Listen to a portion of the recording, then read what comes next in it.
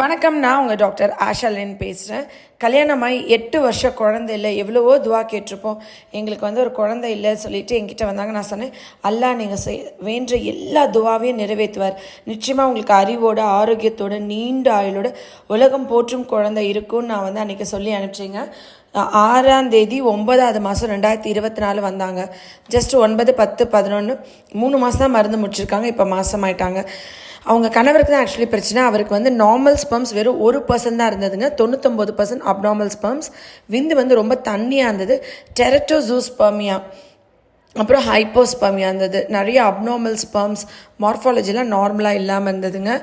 அவங்க மெடிசன் சாப்பிட்டு அழகாக கன்சீவ் ஆகிட்டாங்க. நீங்கள் எல்லோரும் உங்கள் துவாஸில் கண்டிப்பாக இவங்களை வச்சுருங்க. கடவுள் இவங்களுக்கு அறிவோட ஆரோக்கியத்தோட நீண்ட ஆயுளோட உலகம் போற்றும் குழந்தைய ஆசீர்வதிக்கணும். நேற்று கன்சீவ் ஆன 5 பேஷண்ட்டில் இவங்க தான் 5ஆவது பேஷண்ட். நான் இந்த கிறிஸ்மஸ்க்குள்ளே எத்தனை பேர் கன்சீவ் ஆகணும்னு வேண்டியதில்லை. கடவுள் நான் போதுன்ற மனசு இருந்தேன். இல்லை நான் உனக்கு அள்ளி அள்ளி கொடுக்குறாரு.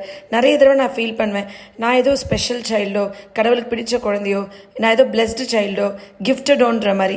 இந்த மாதிரியெல்லாம் பார்க்கும்போது நிச்சயமாக கடவுள் ஆமான்னு என்ன சொல்கிறாரு நான் நம்புகிறேன். Love you all. நன்றி.